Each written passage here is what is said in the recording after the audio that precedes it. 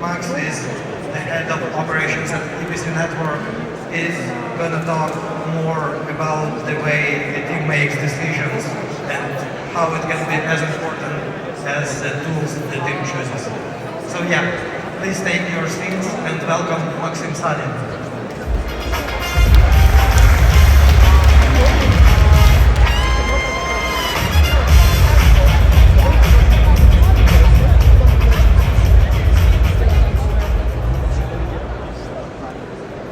Hello everyone.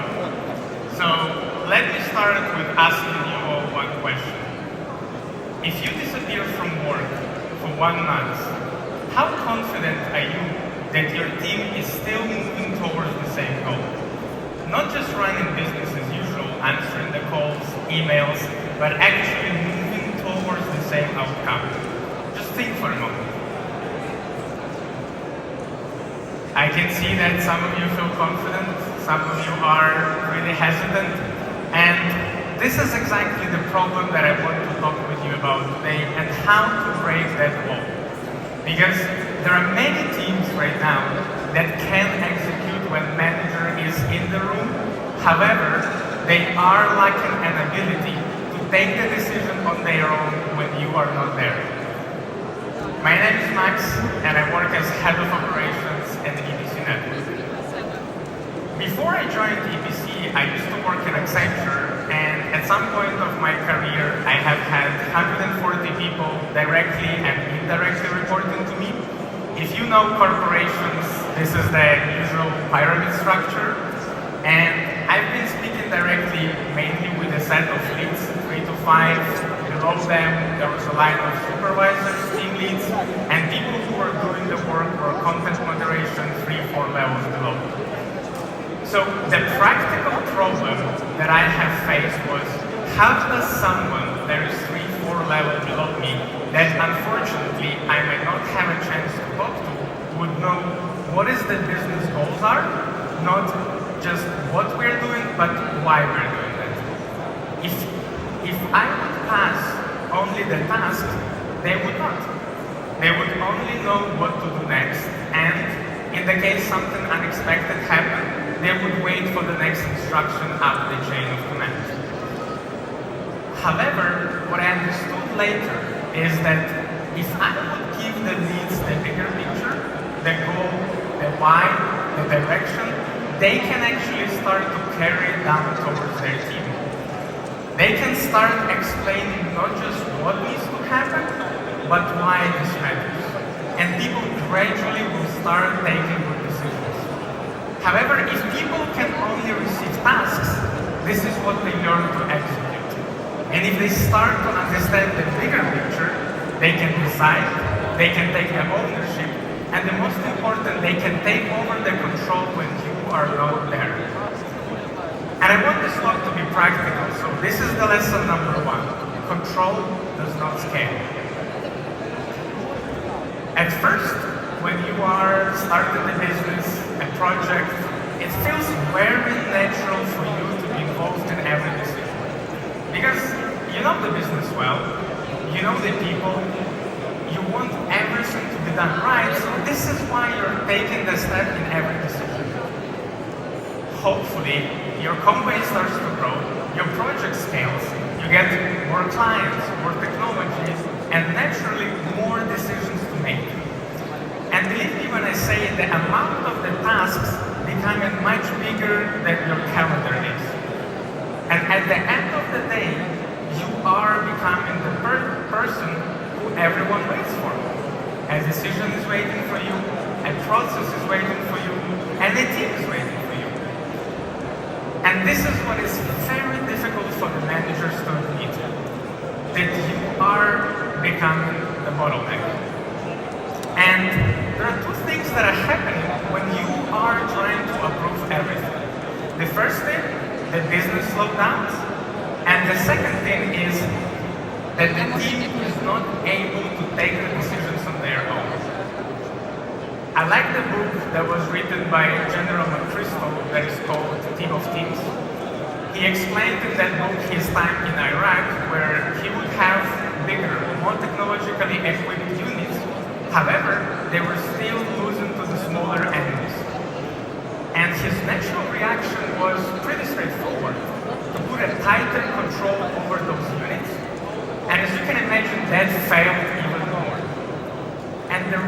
for that was that the chain of command was so long that by the time the decision traveled all the way from the top to the bottom, the reality has changed.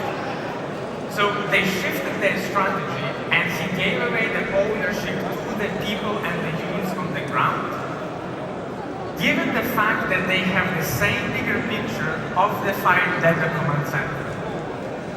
And his instinct was right, because at the end of the day, speed comes from the shared context and not control. For me, that stayed with me, and right now I'm always thinking that there are two types of decisions.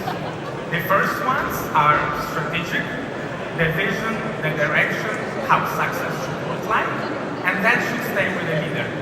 And then there's a tactical one on how are we getting there. And this is something that needs to be with people who are with the world. And a few weeks ago, we lived exactly this case at EPC Network. There was an important process transferred from one leader to another individual, and unfortunately at the start, the person has failed. And it was not because an individual was not capable of doing the work, but because the context was not shared. When I talked with her and I was getting an RCA, the phrase that stayed with me was, "Max, I feel like I'm working blind." And that hit me that what we were trying to fix is the execution rather than the context. And nothing changed until that bigger picture was shared with her and she was able to execute the decisions on her own. And people often fail, not because they lack an ability, but because they lack that extra context. And I want you to come out with one more sign that you need to monitor in your teams. Because you will see that they are becoming too dependent on you, not only when they are asking you a lot of questions, but when they are stopped to innovate. They receive a task, they complete it, and they are waiting for the next instruction. So we understand now that control does not scale. What then? For me, the answer is bigger picture. And I know I've said this phrase already a couple of times, so right now we will get down to it. What is the bigger picture? I want you guys to show me the hands who is using on a daily basis ChatGPT, Claude, Gemini, come on. Okay, any hands? Some of you guys are raising 2 hands, so you have Claude checking on ChatGPT. Okay, nice strategy. I wouldn't expect a different answer at the Warsaw Tech conference.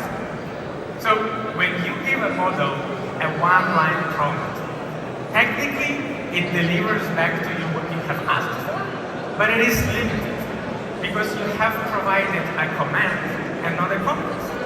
And in management, if you explain who you are, what is the business that you're running, what good looks like, what success is, what are the boundaries, then the quality changes completely. The same model, it didn't get suddenly smarter, but what it receives is context in order to reason. And believe it or not, but people work exactly the same way. If you give someone just a task, this is what they are able to execute. However, if you are giving them a bigger picture, they are learning on how to make the decisions even when the context changes. And let's be honest, I'm sure that in my business, the same that is in your business, the reality always changes. There is a shift in client's priority, there is a tooling issue, there's boundaries that were broken, and your team has 2 ways. They either take the decision on their own because they have a context, or they are waiting for the next instruction from you.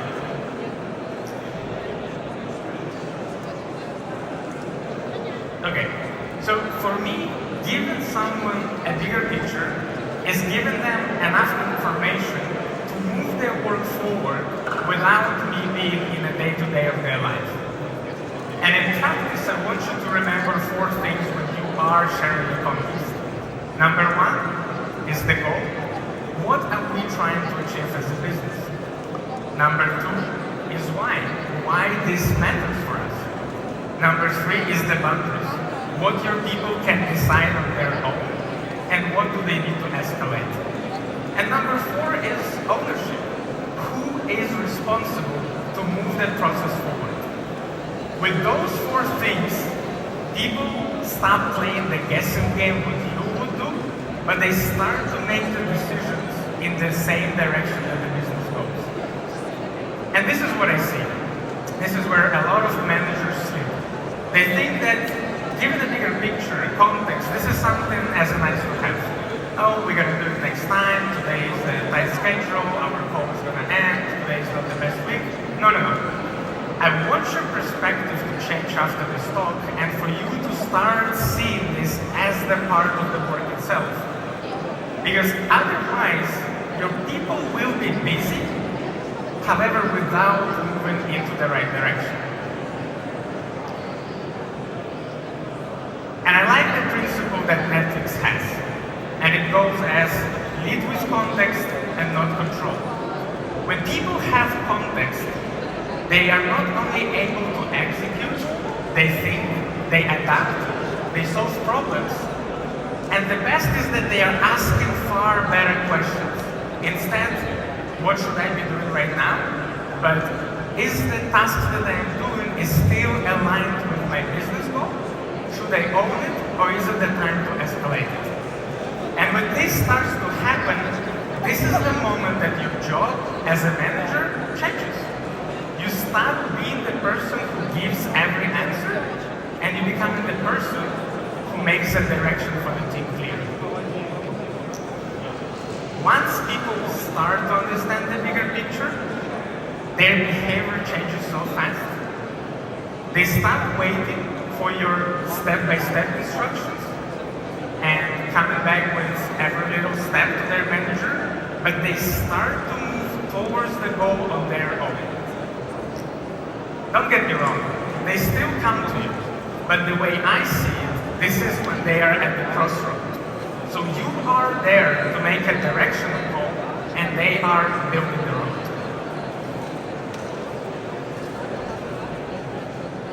Now, there is a pattern that most of you guys already know. When you delegate something to someone, and at the end of the day, you get it back, and it seems like something that you already asked for, but in fact, this is not really what the business needs, because probably the reality changes. And that usually happens when you are delegating the task without explaining an outcome. If we would be working under the previous structure like this in EPC, and I would want something to get automated with my tech team, I would come to them and I would say, this is the process that we need to automate, this and that one. And at the end of the day, probably I would still get back what I wanted with in between a lot of the questions being asked and a lot of ping pong, but the business would change and this would not be the case that we would expect.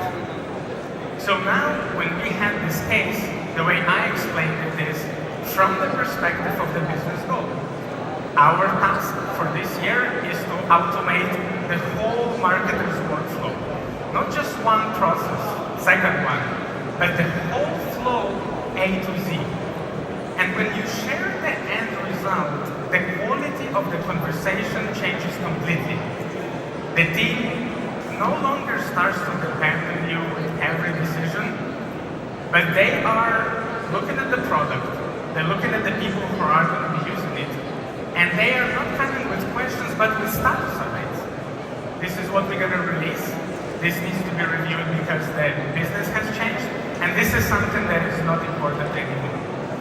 And this is a completely different level of ownership. The focus moves from the steps to outcomes.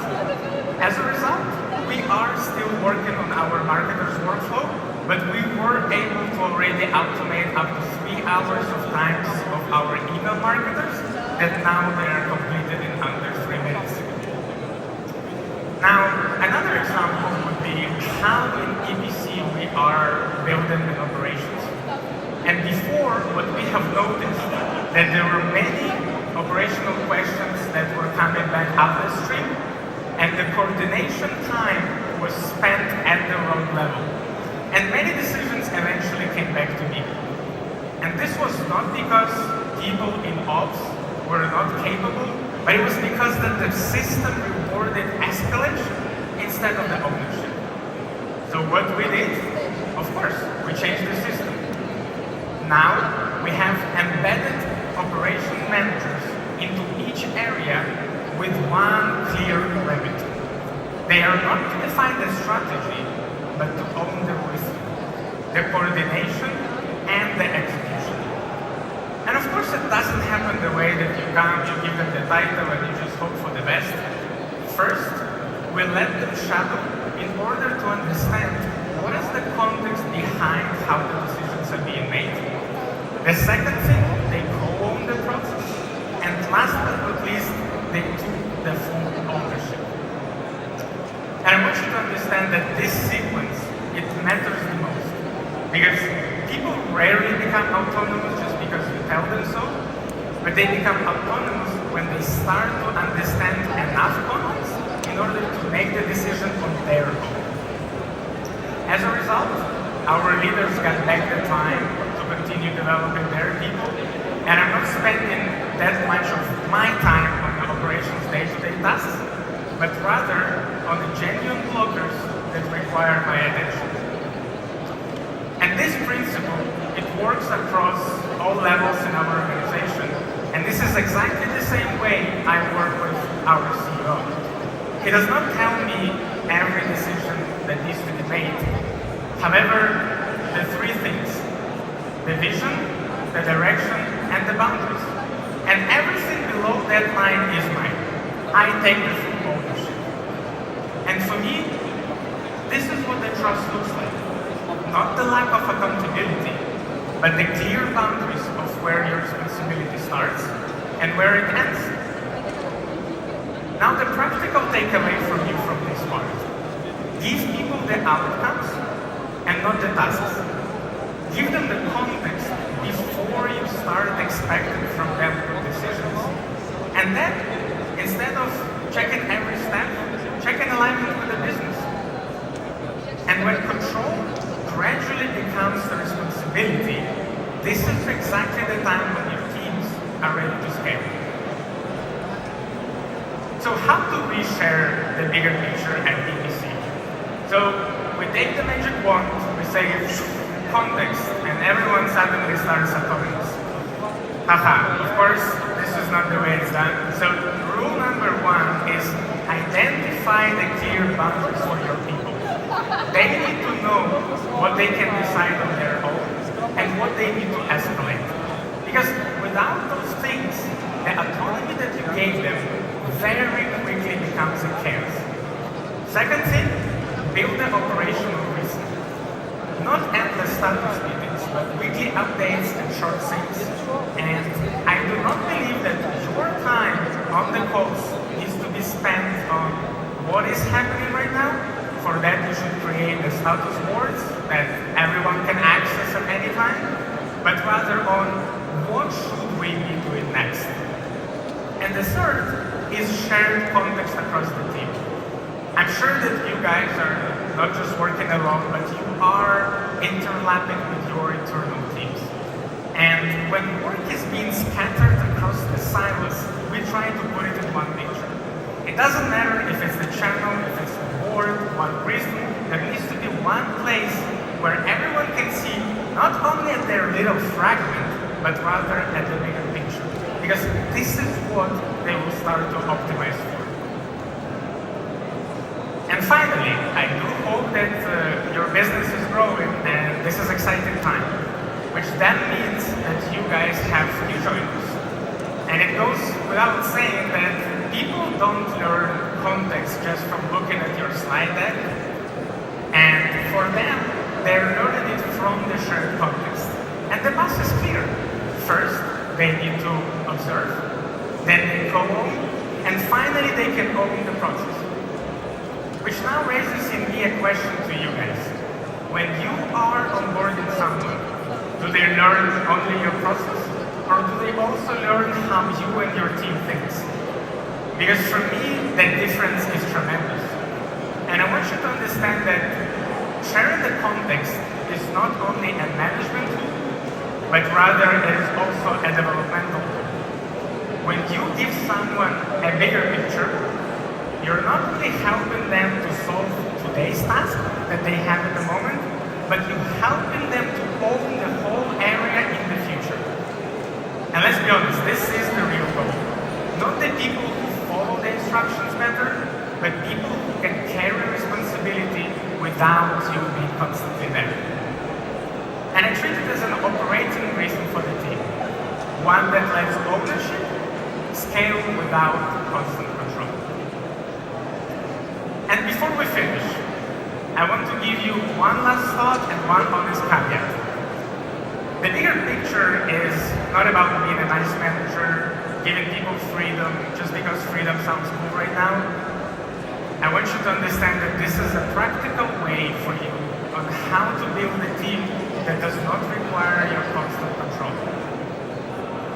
But as I mentioned at the start, there's one honest caveat. This work with the right people.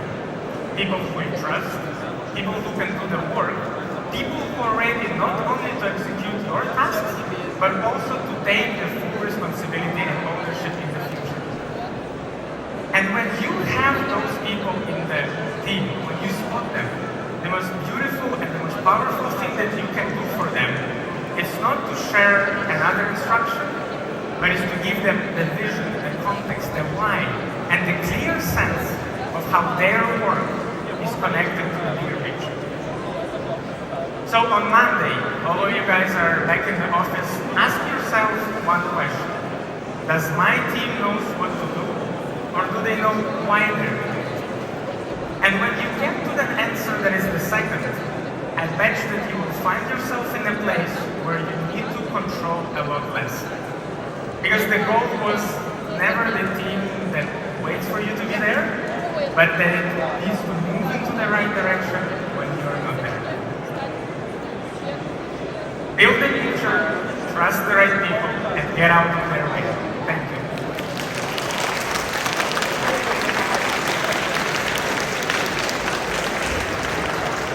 Thank you, Max. That's a great perspective about how efficient teams should be set up. If you have a couple of questions for Max, we can do it now. If not, then let's upload one more time. Thank you, Max. Thanks. Okay, guys, so the next thing, our speaker is already here.